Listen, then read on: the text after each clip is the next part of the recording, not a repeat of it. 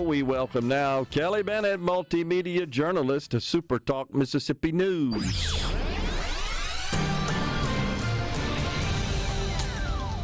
Good morning, guys. You know, it's Hey, interesting. what about it?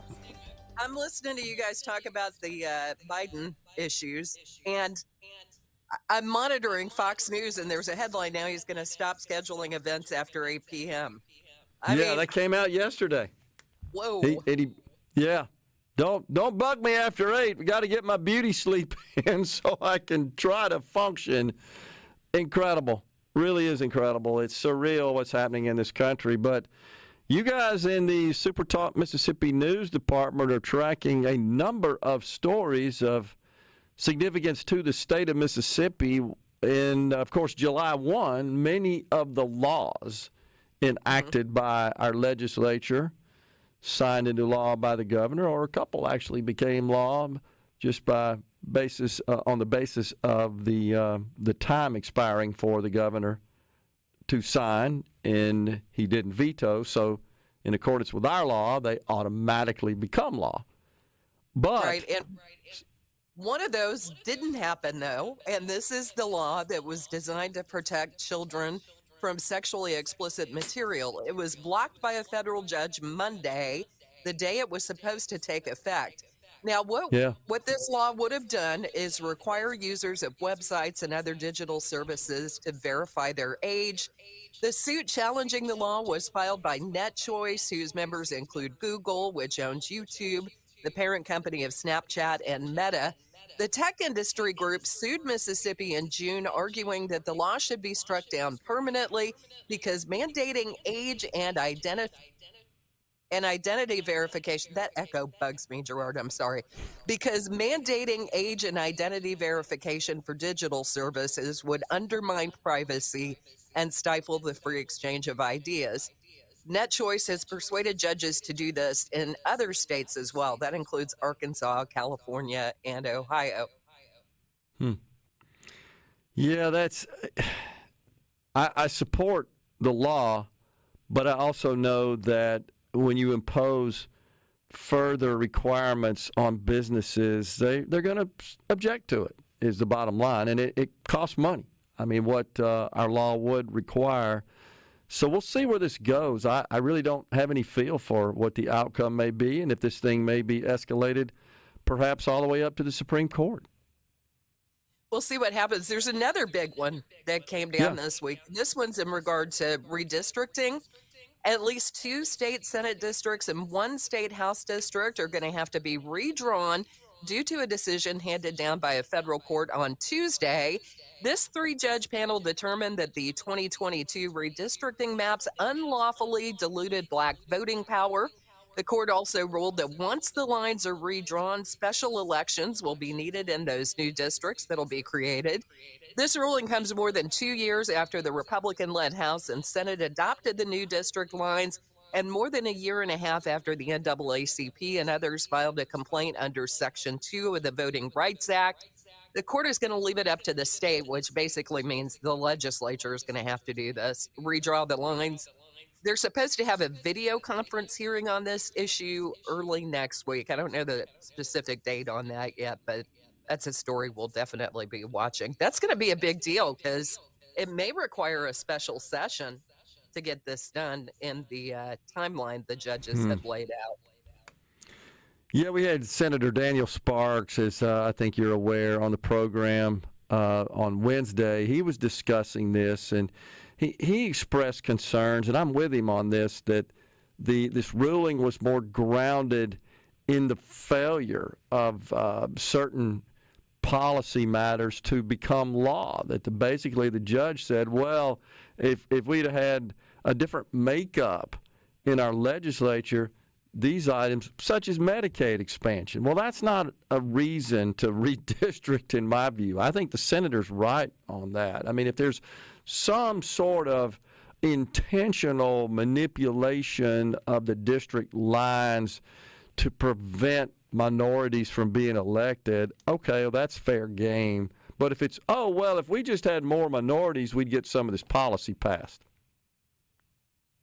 That's a different matter. legislation through a court proceeding, which isn't exactly how Yeah, it's supposed to work, right? It's the voters that are yeah, supposed to, decide that's a this. problem. So chronic absenteeism, that kind of came onto the scene. I think that shocked a lot of people. I was shocked. Tell us about that. I was too, Gerard. I got to tell you. Yeah. Apparently, Mississippi's chronic absenteeism rate in schools is 23.8%. That's almost 24% of children. Lieutenant Governor Delbert Hosemann says there's been a decline since the pandemic, but that number is still too high. So he's suggesting that lawmakers get together and tackle the issue in the 2025 session. He wants to do that with legislation that would better support school attendance officers, reimagine the school year time frame. You know, a lot of schools are now going to the calendar year instead of the normal, what we would consider the traditional school year, and also addressing students' mental health with policies like restricting cell phone use during instruction. It boggles my mind. Of course, you know, I wasn't a student when we had cell phones in the classroom. Um, but the fact that they can be used during instruction kind of blows my mind. I didn't know that. But anyway, I thought we had a really interesting conversation with Senator John Horn, who said they did studies on this years ago. And he's known for a while that chronic truancy is a warning sign. Unless we engage the parents, we're not going to get to the root of it. My friends who are counselors tell me that they not only counsel children, they counsel the parents and find out that the parents have just as many problems as the kids. So he feels like they both need to be a part of that equation. And he says a lot of these kids really just lack hope. A person without hope is a dangerous individual because if they don't have anything to lose, then they approach you as if you have nothing to lose too, and they'll treat you likewise. And truancy is commonly reported as a risk factor for substance abuse, delinquency, the dropout rate, and a host of other negative outcomes for youth. So I think Lieutenant Governor Hosemann, when he put his finger on this as being an issue that needs to be addressed, he's absolutely right. Well, I think it needs to be addressed, but honestly, I'm not sure that anything the Lieutenant Governor supports would change this. In fact, I would argue it wouldn't. What Senator Horn said, I think is correct. This starts at the home, and it's the parents. Here's the problem. What parents? What parents? I think that's what's being overlooked here. How many of these kids are being raised by someone other than their parents? That's where it starts. That's the root cause of virtually every problem we have. And I'm getting on a rant here in the state of Mississippi, is the dissolution of the traditional family. I could go on forever I would agree on that with one. that. Well, and then you've got single moms out there who are trying to work for a living, and you know their kids are out of control, and they can't get them under control, and Right. you know you run out of options on what to do. No Yeah. father figure in their life. 45% of the kids in this state do not grow up in a home with a father, highest in the nation in that regard. It's a place we don't want to be, top of the list. But I don't see any of these policies that the Lieutenant Governor's suggestion is. I mean, it's about all the legislature can do. I get that, and that's fine. I just don't see that changing anything. Tell us about the labor force study group that has been created. I think that's in the Senate, right? Right, and I really enjoyed. It was your interview with Senator Sparks, I Senator believe. Sparks. Lawmakers are planning to gather data and come up with solutions to Mississippi's staggering labor force participation rate ahead of the 2025 session. Ours is one of the highest in the country. Senator Daniel Sparks chairs this newly elected labor force participation study group. We've got more people working in the state of Mississippi as a raw number than we've ever had. That is great. Economic development projects that are coming on board, that's wonderful. The problem is that 3% number only reflects the people who are actively seeking work who can't find it. But it also distorts the labor force participation number, because if you literally just started signing up for unemployment, it would help our labor force participation rate.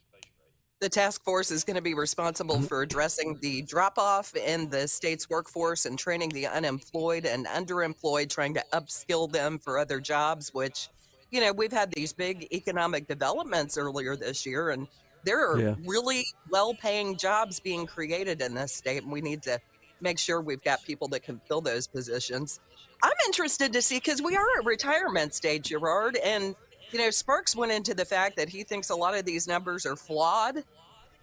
And I thought, I've been saying that for a long time. Yeah. Agree.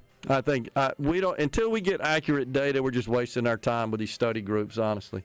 Kelly, appreciate you coming on. Thanks for all the info. Thanks for all the great work the SuperTalk Mississippi News Department does. Appreciate it. Y'all have a great weekend. You too. We're coming right back in the Element Wealth studio.